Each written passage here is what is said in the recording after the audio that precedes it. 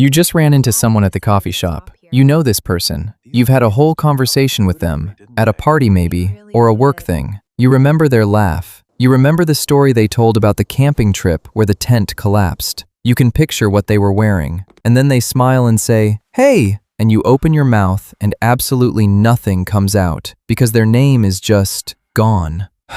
So you do the thing. You smile back very hard. You say, "Hey, how are you doing?" with a lot of vowels, hoping they'll say their own name before you have to. They don't. Their friend walks up. The friend extends a hand and says, "Hi, I'm Jake." And you stand there in what feels like real-time betrayal of your own brain. Here's the thing. You are not alone. Research consistently shows that names are among the most commonly forgotten pieces of information about other people, across all ages, all cultures, all levels of education. A 2023 study from the University of Toronto found that roughly 85% of adults report forgetting someone's name within 24 hours of learning it. It's not rudeness. It's not indifference. It's something much more specific than that. I once spent an entire dinner party introducing my neighbor as she because I suddenly couldn't remember whether her name was Claire or Kate. I'd known her for 2 years. I know she has a dog named Mango, and she grew up in Portland, and she's afraid of elevators. Just not her name.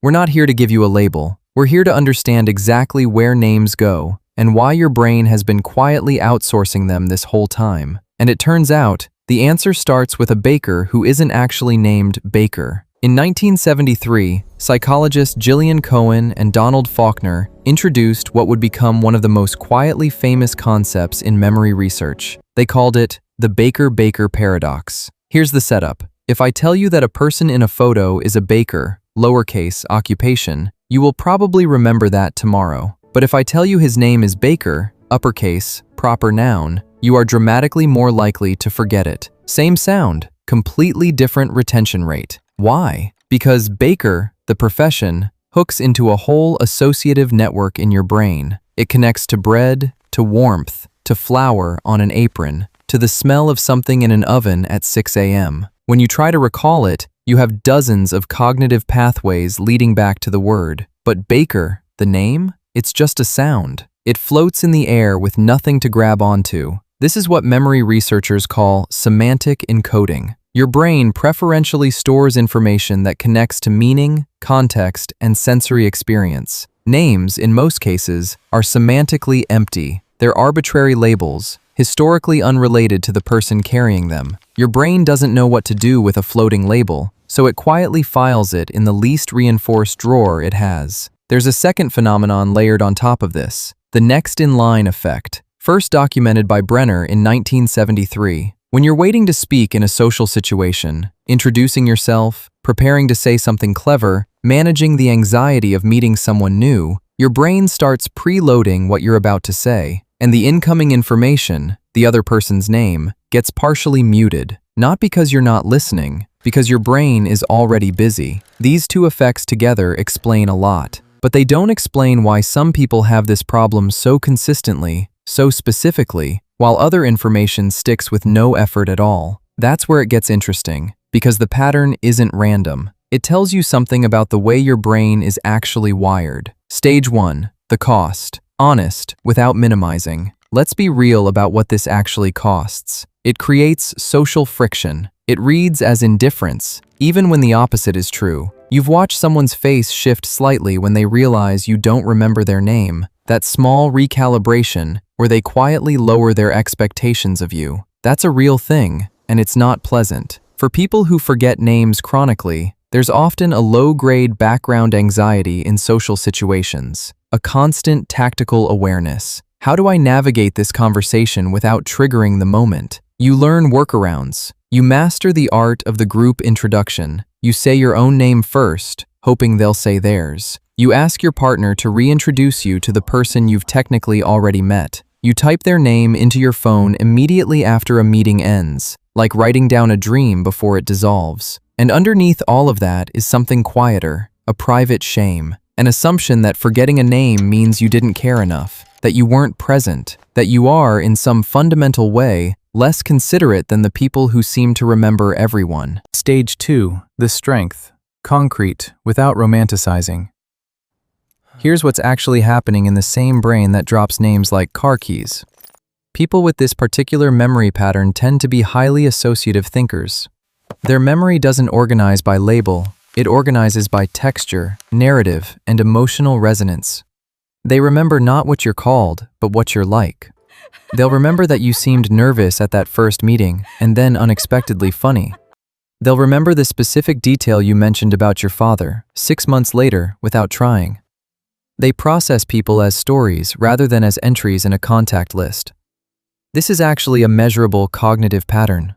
Research on what psychologists call depth of processing shows that associative, context-rich encoding tends to produce stronger and more durable memories, but only for information that has semantic weight. Names, as we've established, often don't.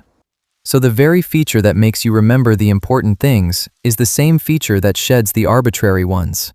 There's something slightly ironic about it. You walked away from that first conversation having retained the person completely, their energy, their humor, the dynamic between you. They walked away with your name and relatively little else. One of those memory strategies is more like knowing a person. Your brain just decided that's the one worth keeping. The cognitive science term for this is associative memory architecture, a style of encoding that privileges relational meaning over arbitrary designation. It's not a deficiency. It's a design choice your brain made, probably quite early, about what counts as signal and what counts as noise. Your brain isn't broken. It has a very specific, very consistent opinion about what matters. Names just didn't make the cut. So what do you do with this? Not fix it, understand it. And then use that understanding. Here's the shift that matters. Most people who chronically forget names carry a quiet assumption that the problem is attentiveness. That if they just paid more attention, tried harder, cared more, the names would stick. The science doesn't support this. You can be intensely, genuinely present with someone and still not encode their name because presence and semantic labeling are processed through different cognitive systems. The reframe isn't, "Forgetting names is actually fine, don't worry about it." The reframe is more precise. Forgetting a name is not evidence of how much you care about the person.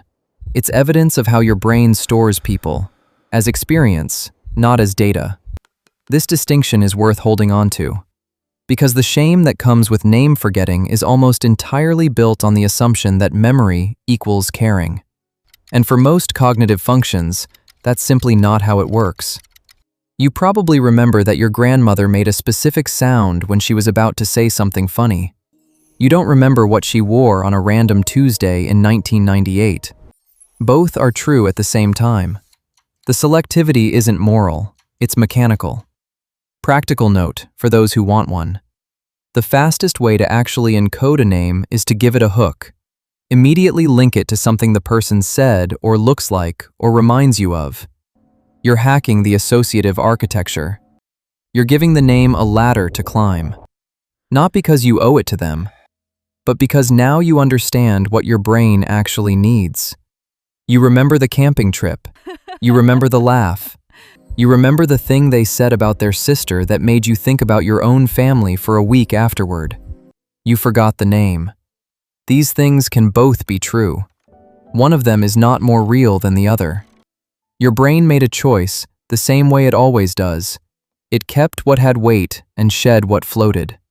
You don't forget people. You forget the arbitrary sound assigned to them. That's not nothing. That's how your brain has decided to know someone. There's a question worth sitting with this week. How would you treat someone differently if you remembered their name perfectly? And would it actually change how much you know them?